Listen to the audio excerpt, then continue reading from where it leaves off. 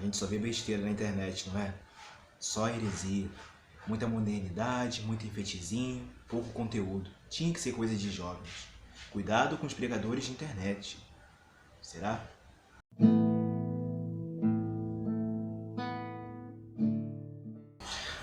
Sabe, meus amigos, para quem me conhece, sabe que eu sou um amante do compartilhar do Evangelho. Eu amo compartilhar essa mensagem da salvação. Logo, tudo que é inverso a isso me gera tristeza e revolta. Por exemplo, eu tenho tristeza por aqueles que ainda não conhecem essa mensagem. Tenho tristeza por aqueles que, por alguma razão, se afastam dessa mensagem. Eu também tenho tristeza por aqueles que distorcem essa mensagem. E, infelizmente, muitos têm distorcido esta mensagem usando as redes, usando as mídias. Tem tido muita propagação de um falso evangelho por aí, o evangelho centrado no homem, pessoas com falas equivocadas teologicamente, com coisas que ferem aquilo que é puro e simples evangelho, essa doutrina, e contagiando outros com esses erros, com essas suas interpretações, levando outros a não ter o entendimento daquela que é a mensagem de Deus, mas uma mensagem que apenas agrada o homem. E isso me gera muita tristeza. Me gera tristeza pelas pessoas que estão sendo talvez contagiadas com esses pensamentos, com uma mentalidade centrada no seu eu, com uma infantilidade em termos de conteúdo, enfim. Isso me revolta.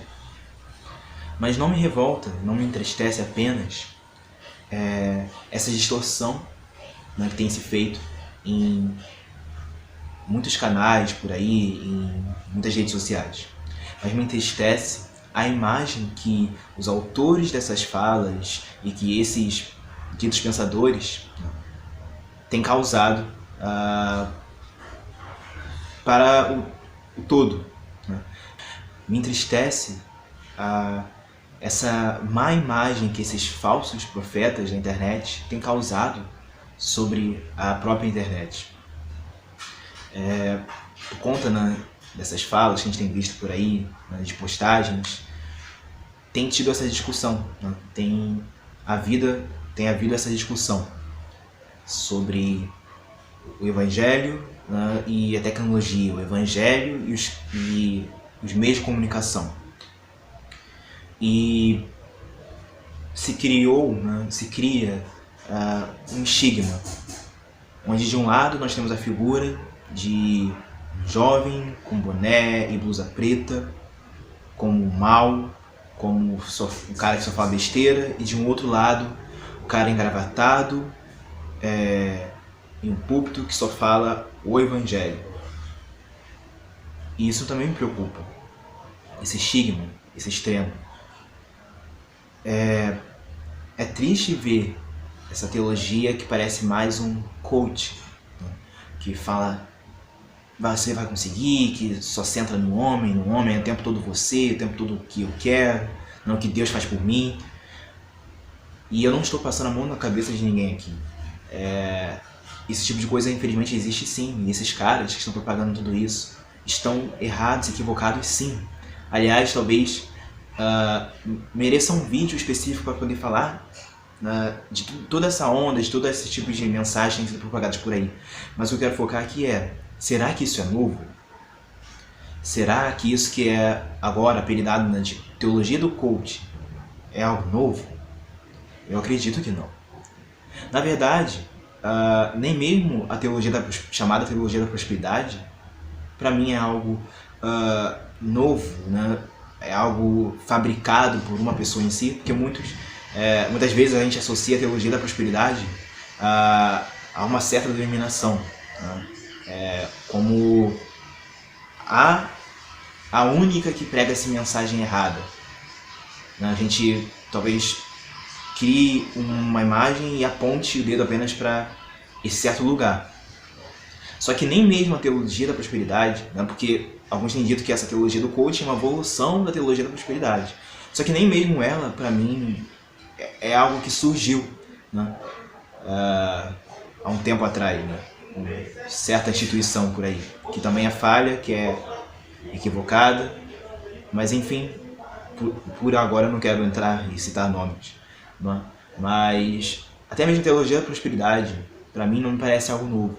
Talvez aquele certo bispo só tenha sistematizado um pensamento que infelizmente parece impregnar alguns cristãos. Digo isso pela minha experiência de vida, pelo que eu vivo, pelo que eu observo por aí. Muitos, infelizmente, não vejo isso de hoje com pensamentos do tipo sua cabeça não cauda, e usando isso com altivez, com buscar santidade para conseguir bênçãos, colocar Deus na parede e exigir dele, né, que tem que haver cura, que tem que haver milagre, colocando Deus como um gênio na lâmpada, alguém para fazer pedidos. Infelizmente, em muitas pessoas isso está espalhado por aí, e talvez, né, alguns só têm sistematizado e falado isso claramente, né, que Deus só te quer para prosperar, né, para isso que o Evangelho serve, né, bens e bênçãos, infelizmente.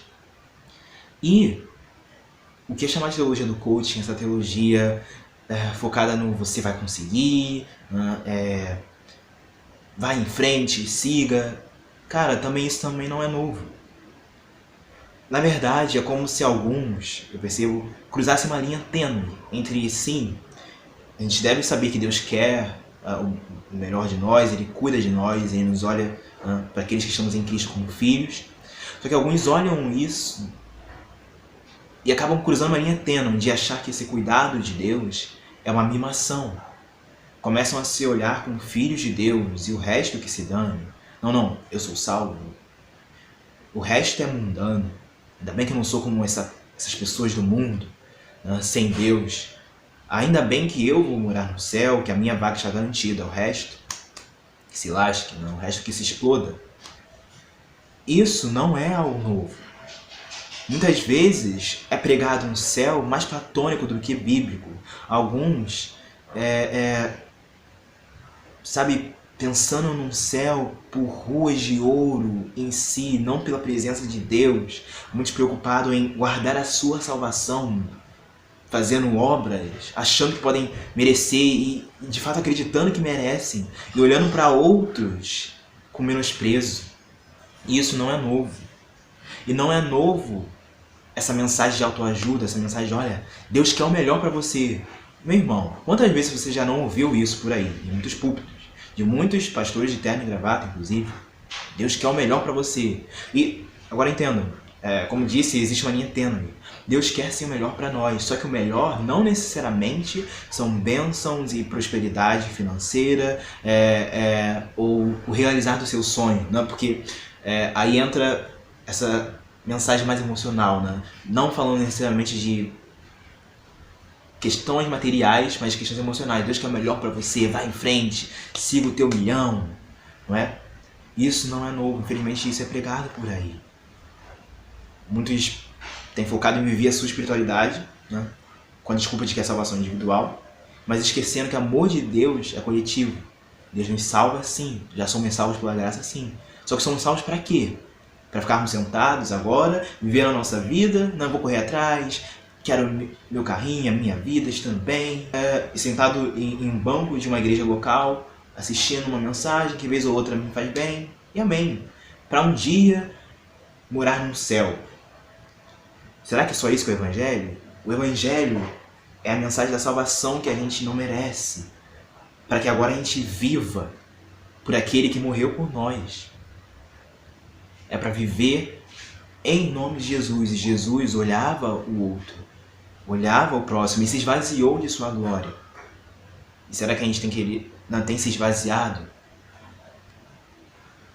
O que eu quero dizer, meus amigos, é que essa mensagem infelizmente não é nova. Talvez, assim como certo bispo, né, e outros caras tenham sistematizado o que é chamado de teologia da prosperidade, alguns caras aí das ideias têm apenas sistematizado algo que infelizmente está impregnado por aí. É um evangelho que é focado em você. Viva a salvação só para você e talvez para tua família. O resto que se dane. Não, irmãos. Deus não quer o teu bem da forma como a gente às vezes pensa. Muitas vezes o melhor de Deus vai incluir perder aquilo que a gente sonha. Porque às vezes o que a gente sonha não é o melhor. Nós somos maus, nosso coração é enganoso. Então, vamos tomar cuidado para não criar essa falsa dicotomia de que, de um lado, os falsos pastores, falsos pregadores jovens, e de um lado, os caras mais velhos de terra, né, como bons, e esses aqui como maus. Não, isso é uma falsa dicotomia. Quem disse que só há besteira, só há coisa ruim vindo dos jovens? E quem disse que só tem coisa boa vindo dos caras de terra? Eu já vi muito cara de terra falar muita besteira. Já vi muito jovem fazer coisa boa pelo reino também. E existem muitos que usam os meios sociais para propagar o evangelho puro e simples. O evangelho centrado em Cristo. E de uma forma, com um linguajar compreensível, com um linguajar que fala para essa geração. Quem disse que o evangelho tem que ser com palavras tipo vossa, vós? Por que não falar às vezes cara? Por que não falar às vezes, olha, meu amigo, Deus te ama? Não falar de uma forma assim? Quem disse que é preciso estar com uma blusa social para merecer crédito e respeito? Não. É muito mais profundo do que isso, meus amigos. E é triste ver que alguns jovens têm tido esse pensamento de desprezar tudo que vem do jovem, tudo que é moderno. Eu fico triste com isso porque oro por avivamento, oro por um despertar, e a igreja ainda está discutindo infantilidades. Alguns ainda estão se dividindo por questão de música, achando que Deus inspirava cantores do passado e não inspira mais hoje. Alguns discutindo a cor de fundo de um templo. Meus amigos, vamos amadurecer, vamos lembrar da essência do evangelho. É preciso uma nova reforma. Vamos lembrar dos 5 solas, vamos lembrar da escritura. Vamos lembrar da palavra de Deus. Parar de ficar usando púlpito para expor opinião. Para ficar falando de política e fazendo propagação de ideias de homens.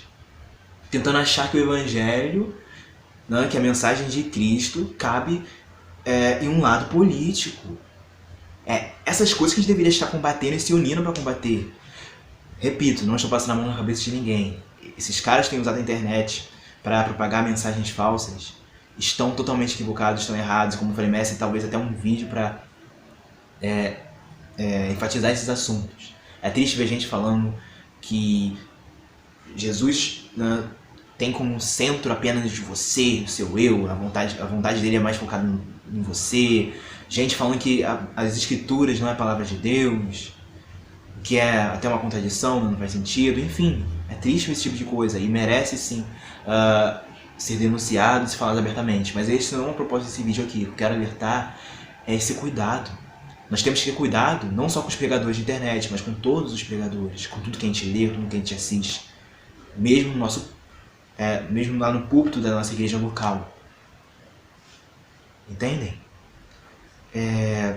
Eu queria só reforçar isso, passar umas instruções, né, das escrituras, começando com um breve trecho do livro de 2 Timóteo, que aliás era um jovem de Deus, onde Paulo aqui está instruindo ele, dando vários conselhos, né, está num contexto maior que não dá para eu falar rapidamente aqui, mas lá no segundo livro, né, de Timóteo, em 2 Timóteo, versículo 15 do capítulo 2, diz: procure apresentar-se a Deus aprovado, como obreiro que não tem de que se envergonhar, e maneja bem a palavra da verdade. Evite igualmente os falatórios inúteis e profanos, pois os que se entregam a isso avançarão cada vez mais na impiedade. Então olha o conselho dele: se apresentar a Deus aprovado, como obreiro que não tem de que se envergonhar, manejar bem a palavra. Cara, eu sou alguém que procura soluções práticas. Diante de problema, a gente deve procurar soluções. Já que a gente tem visto muitas pessoas falando besteira e propagando aquilo que é falso, que a gente possa olhar para dentro de nós e perceber se nós temos propagado aquilo que é verdadeiro. Como disse Martin Luther King, o que preocupa não é o grito dos maus, mas o silêncio dos bons. E aqui ele fala, né, dentre várias instruções sobre o manejar bem da palavra. Como é que a gente vai manejar bem algo que a gente não entende? Muitos podem ser levados por falsas ideias justamente por quererem coisa mastigada, por quererem uma mensagem que faça bem ao seu eu, apenas se alimentando do mais do mesmo.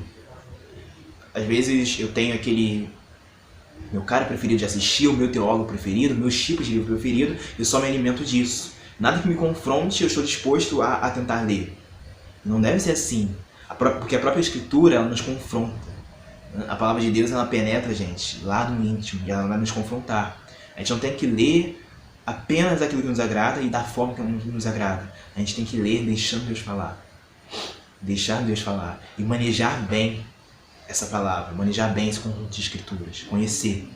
Então é hora de dar um basta no leitinho, na palavra mastigada, é buscar a escritura. Não só ler a Bíblia, mas estudar a Bíblia. A boa teologia. Valorize a EBD da tua igreja local.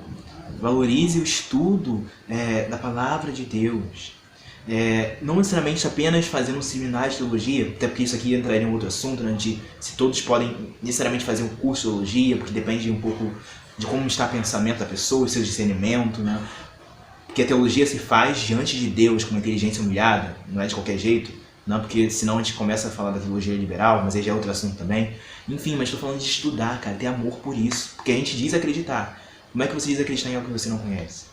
Então vamos manejar bem essa escritura. Essa é a solução prática, é perceber se a gente é propagado por evangelho e se a gente tem buscado o conhecimento disso. Um outro conselho está lá no livro de Tito, lá no capítulo 2, depois de Paulo, né, instruir Tito a respeito da condução dos idosos, das idosas, ele fala lá no versículo 6 do capítulo 2: deste mesmo modo, quanto aos mais jovens, exorte-os para que em todas as coisas sejam moderados. Seja você mesmo um exemplo de boas obras no ensino. Mostre integridade, reverência, linguagem sadia e irrepreensível, para que o adversário seja envergonhado, não tendo nada de mal a dizer a nosso respeito. Uau!